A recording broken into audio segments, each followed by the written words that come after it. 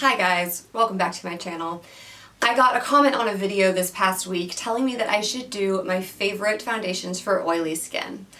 And I had to stop and sort of think about that because I know I always talk about how oily my skin is, but I really questioned whether I had ever done this video for you guys before, and I realized I hadn't. So today I want to correct that massive oversight and give you guys my top 5 foundations for oily skin. Now I do just want to clarify, these are my top 5 of the foundations I have tried. I am not in any way, shape, or form saying that there aren't better foundations out there for oily skin, and if you yourself have tried them and have recommendations, please feel free to sound off in the comments below. So these 5 are in no particular order other than the ones I reached for them in to swatch them on my palette.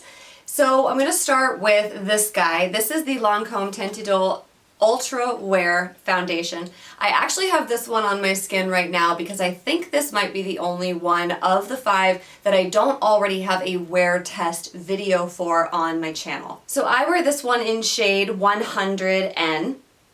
And I brought this one in because I haven't actually worn it in a while, but this foundation is the only one that I wore for an entire year.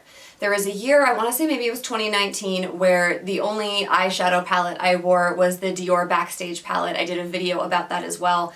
And there were other items in my makeup bag that year that I just reached for again and again and again. I just didn't feel the need to go out and try anything else because they worked so well for me. So with the Lancome, what I'm hoping you can see on the palette is that it is definitely a more fluid foundation than some of the others. The only other one on this palette that I think is as fluid as the Lancome is the Marc Jacobs, which we'll get to here in a moment. So it's definitely more of a fluidy foundation, and I would call this a natural matte finish. It's a medium coverage foundation, which is great for day to day. I did always find it buildable. It does always hold up to the oil production on my skin, and the coverage is just a great medium, natural, nothing over the top. I wouldn't call it skin-like, it's definitely more mattifying than just natural skin, but I reached for it every day for a whole year, and if that's not a selling point, then I don't know what is. The second in my top 5 should come as no surprise to my long-term viewers. This is the Dior Forever Natural Nude, and prior to this one, it was the Dior Forever Skin, whatever one changed many, many years ago that they no longer make. They got rid of both of those to do the Dior Skin Glow, the Dior Forever Matte. I don't even remember them all now, but this is the one that came out most recently in the Dior Forever line. The natural nude finish you can see is definitely thicker than the Lancome, but it's not so thick that it's creamy the way we're going to get into with some of the others on this palette. I would say coverage with the Dior is probably a little bit more full coverage than the Lancome, but not by much. It's definitely a great everyday foundation.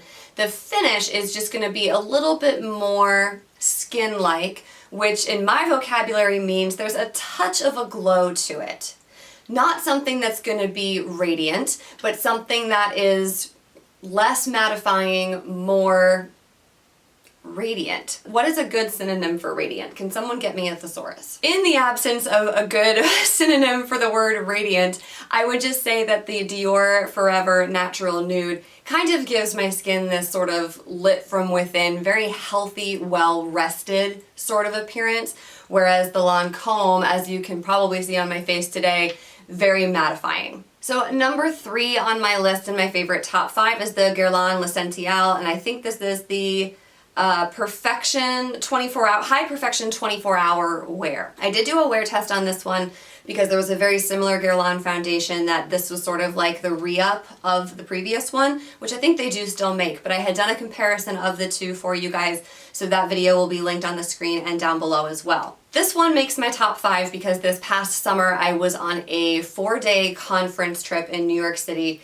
They were very long days, starting at 8:30 in the morning, going until 5 p.m. and then with evening events after. And this foundation stuck with me throughout the whole day, survived a good touch-up before the evening began, and I still felt like every time I looked in the mirror my skin looked really good.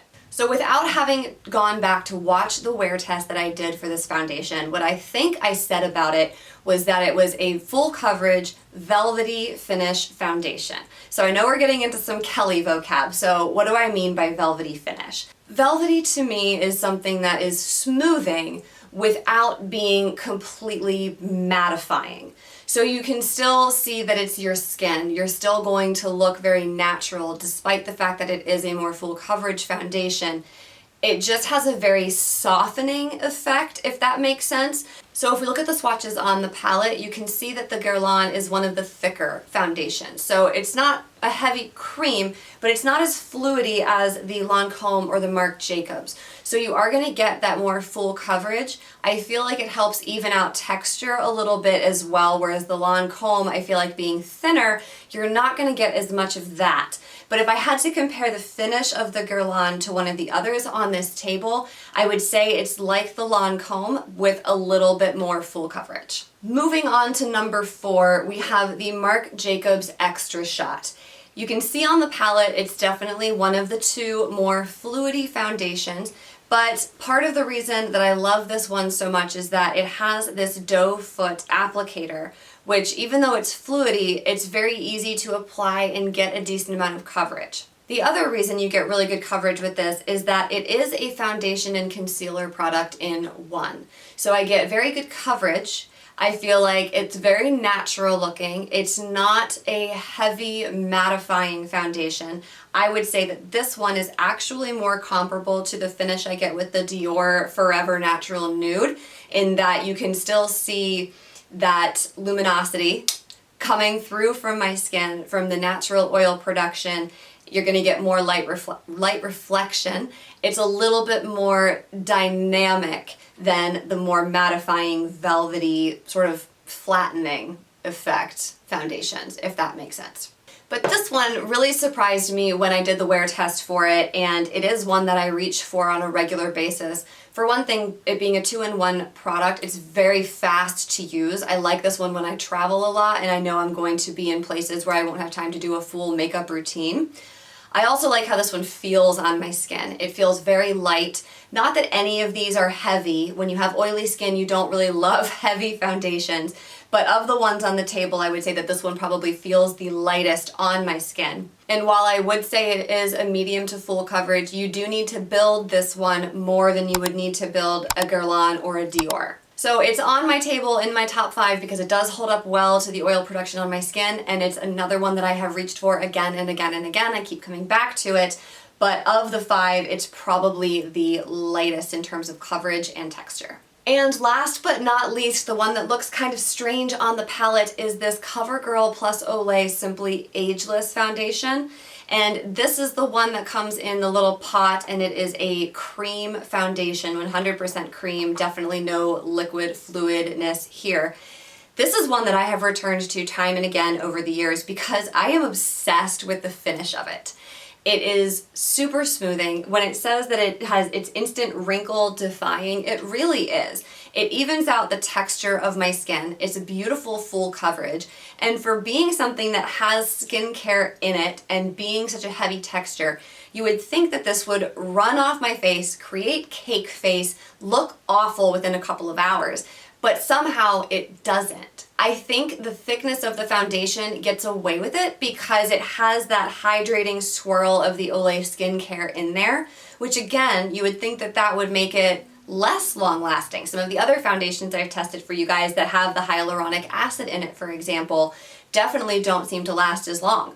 This one does. And in addition to that, what I love about this one is that it also holds up really well to the oil blotting. If you've watched my wear test, you know that every few hours I go in with one of those blue oil absorbing sheets to kind of tidy up the oil production on my skin. And one of my biggest complaints is that there are certain foundations that will come off with that oil blot. With this one, I've never had an issue with that. And the creaminess with it makes it very easy to touch up as well. So definitely the most affordable one on the table. Also the thickest, the heaviest one on the table, but it surprises me every time I reach for it, and this is probably, I don't know, maybe like the 10th year in a row that I've had this in my beauty drawer. So I also just realized that the Lancome is the only one that I gave you guys my color in, so I will pop the image of the palette up on the screen here for you guys so you can get my colors as well in each of these foundations. I'm very bad about remembering to tell you my shades, so I apologize for that. I will also have all of these linked down below in the description box for you, and I will call out the shades there in the description box so you will have it in writing there too. So there you go, guys, the long overdue favorite foundations for oily skin. I hope that you found it helpful. If you have some that I have not mentioned here that either you've not seen on my channel, that you want me to try, that you yourself love, I love hearing about them, so let me know and I will check them out. Thank you so much for watching. I appreciate you and your viewership as always, and I will see you in my next one. Bye-bye.